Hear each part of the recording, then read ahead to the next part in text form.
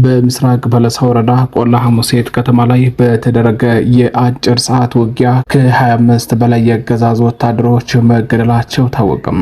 የአማራ ፋኖ ብሔራዊ ኃይል በጎንደር ቀጠና አምስተኛ ዳግማዊ ቴዎድሮስ ኮር ስር የሚገኘው የንስር በለሳ ቅጣው እጅጉ ክፍለ ጦር አንድ ብርጌድ ነው በከተማ ውስጥ በነበሩ የአገዛዙ ወታደሮች ላይ ሰርጂካል ኦፕሬሽኑን የፈጸመው ተብሏል። በዚህም ከተገደሉ ወታደሮች በተጨማሪ በርካቶች ቆስለዋል። በዝርዝር የምታለምጡት ይሆናል። የአማራ ፋኖ ብሔራዊ ኃይል በወሎ ቀጠናና የአማራ ፋኖ ብሔራዊ ኃይል በሸዋ ቀጠና በጋራ ባካሄዱት ኦፕሬሽን በጠላት ላይ ከባድ ጥቃት በመሰንዘር ታላቅ ድል መቀዳጀታቸው ታወቀም።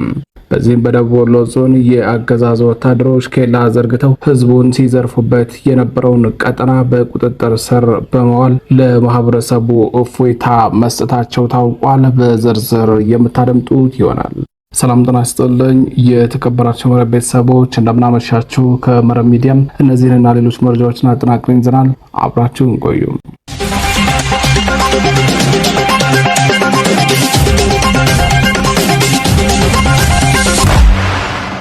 በምስራቅ በለሳ ወረዳ ቆላ ሐሙሴት ከተማ ላይ በተደረገ የአጭር ሰዓት ውጊያ ከ25 በላይ የአገዛዙ ወታደሮች ሲገደሉ በርካቶች ደግሞ መቁሰላቸው ታወቀም።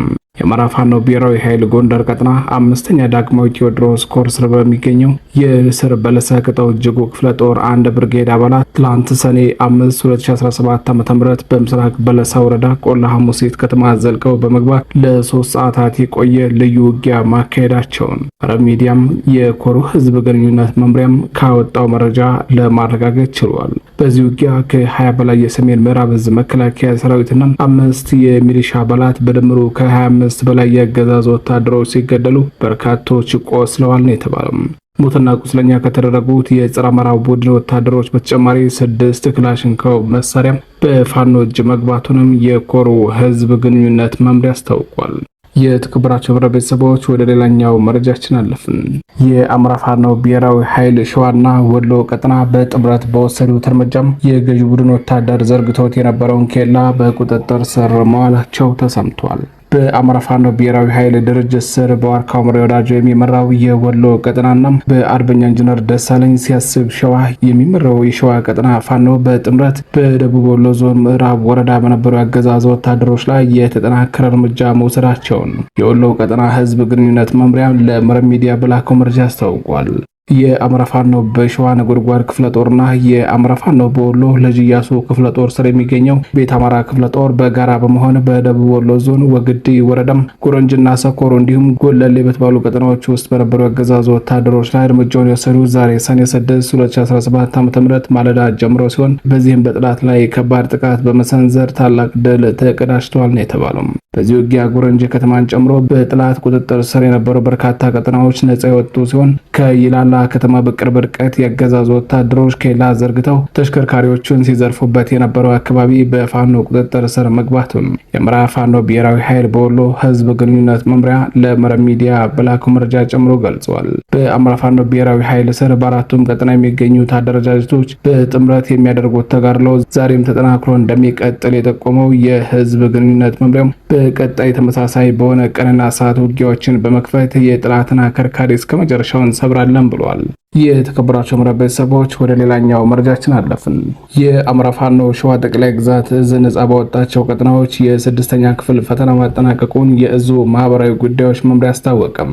የአማራ ፋኖ ሸዋ ጠቅላይ ግዛት እዝ በሸዋ ጠቅላይ ግዛት 4 አውራጃዎች ውስጥ በሚገኙ ነጻ ቀጠናዎች ወይንም ክላስተሮች የ6ኛ ክፍል ፈተና መሰጠቱን የአማራ ፋኖ ሸዋ ጠቅላይ ግዛት እዝ ማህበራዊ ጉዳዮች መምሪያ ኃላፊ ኢንጂነር ካሳሁን ቸንባ ገልጿል። ባለፉት 2 ቀናት የ8ኛ ክፍል ፈተና እንዲሰጥ መደረጉ ይታወቃል። ከ8ኛ ክፍል ቀጥሎ የተሰጠው የ6ኛ ክፍል ፈተና በአፋር ሸዋ ጠቅላይ ግዛት እዝ ክትትልና ቁጥጥር በሰላም መጠናቀቁ ተገልጿል።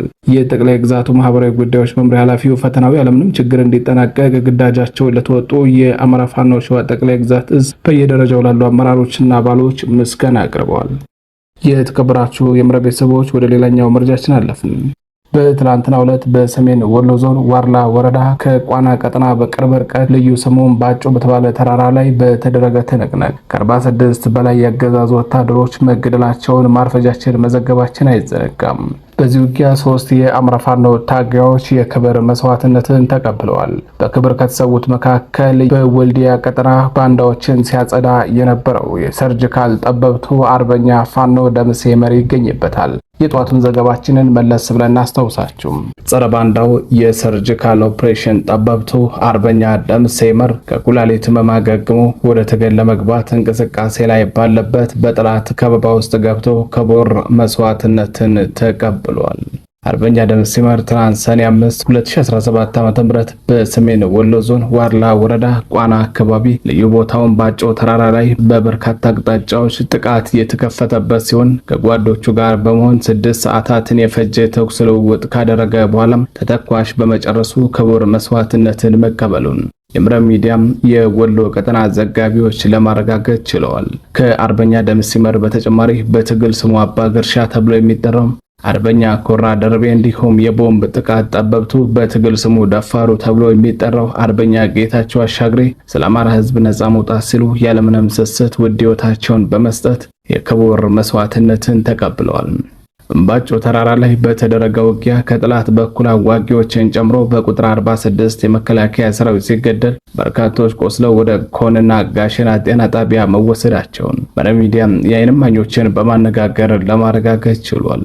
አርበኛ ደምሴ መር ከ2016 ዓ.ም መጨረሻዎቹ ወራት ጀምሮ በኩላሊት ህመም እየተሰቃየ ቢሆንም እኔ በከባድ መሳሪያ በጅምላ ከሚጨፈጨፈው የአማራ ህዝብ አልበልጥም በሚል ህመሙን ችሎ በትግል ላይ ነበረም።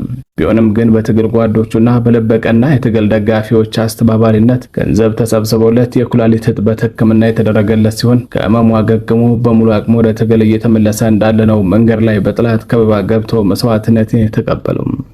አርበኛ ደምሴ መር ጋር መስዋዕትነትን የተቀበለው አርበኛ ኮራ ደርቤ ወይም አባ ግርሻም ልክ እንደ አርበኛ ደምሴ መር ከህወሓት ወረራ ጀምሮ ዱር ቤቴ እንዳለ ሲሆን የተቸገሩ አቅመ ደካማ ወላጆቹን በገንዘብ ለመደጎምና አልፎም ለጓዶቹ ተተኳሽ መግዣ ባግዛቸው በሚል ትግሉን አቋርጦ ወደ አረብ ሀገር በእግሩ ተጉዞ የነበረ ቢሆንም ነገር ግን ታጋይ ወንድሞቼ የሆኑትን ልሁን ብሎ ከወራት ቆይታ በኋላ ወደ አገር ቤት በመመለስ ዳግም ወደ ትግሉ ገብቶ ሲታገልና ሲያታገል ከርሟል።